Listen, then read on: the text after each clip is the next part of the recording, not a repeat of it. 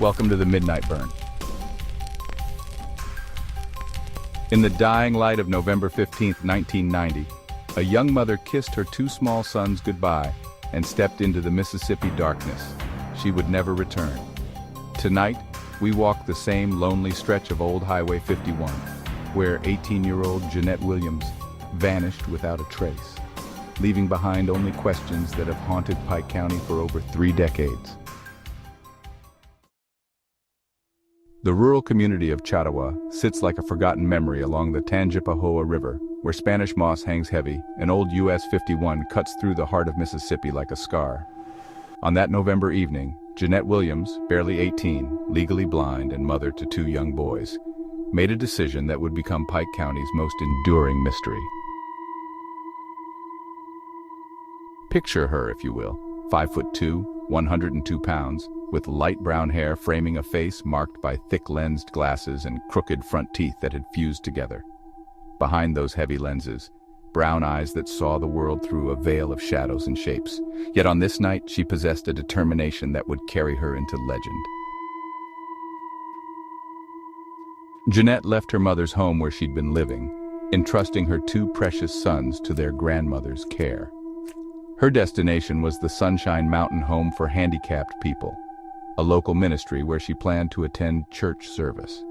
The journey ahead, a 2-mile walk south along Old US 51, would become the last path she'd ever take. Old US 51 in 1990 was not the highway of today. Picture a ribbon of asphalt threading through dense Mississippi wilderness where streetlights were sparse and the canopy of trees created tunnels of darkness. For a young woman whose world was already shrouded in the fog of legal blindness, this was a treacherous journey even in daylight. But Jeanette Williams was no stranger to hardship. At 18, she'd already navigated the challenges of motherhood and disability in a world that offered little accommodation for either. She knew this road, had walked it before. What she couldn't have known was that on this particular November night, something waited in the darkness. She stepped onto that lonely stretch of highway, her thick glasses catching the last glimmers of twilight. Behind her, the warm glow of her mother's house grew smaller. Ahead, the promise of fellowship and worship at the Sunshine Mountain Home. She never arrived. When morning came and Jeanette had not returned, the Pike County Sheriff's Department began their search. They combed the roadside ditches, scoured the dense woods that pressed against the highway, and questioned every soul who might have seen something. But the Mississippi wilderness is vast and unforgiving, and it guards its secrets well. The theories multiplied like shadows at dusk. Had she become disoriented, her impaired vision leading her astray into the labyrinth of trees and undergrowth? Had she stumbled into a ditch, injured and unable to call for help? Or had someone traveling that lonely road that night seen an opportunity in the darkness? The most haunting possibility was foul play. This was a young mother who left her children in her mother's care for a church service, not the actions of someone planning to disappear forever. No personal belongings were reported missing, and there was no indication of premeditation. Everything pointed to an abrupt and violent interruption of her journey.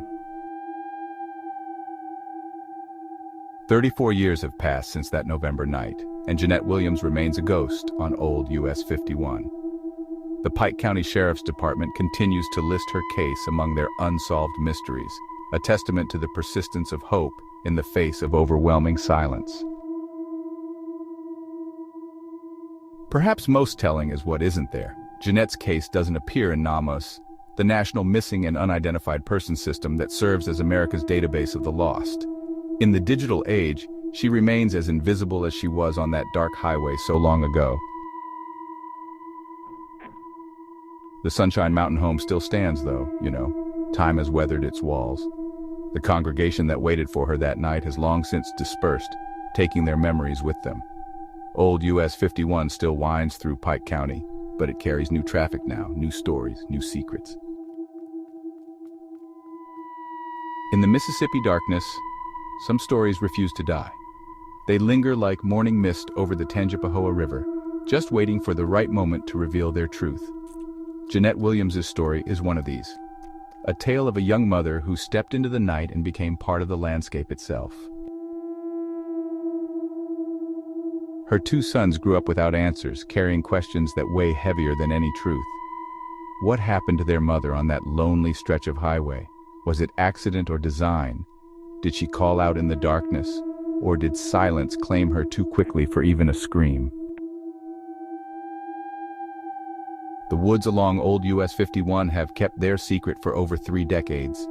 Trees have grown taller, seasons have cycled through their eternal dance, and still, no trace of Jeanette Williams has ever been found. No glasses, no clothing, no bones to mark her passage from this world.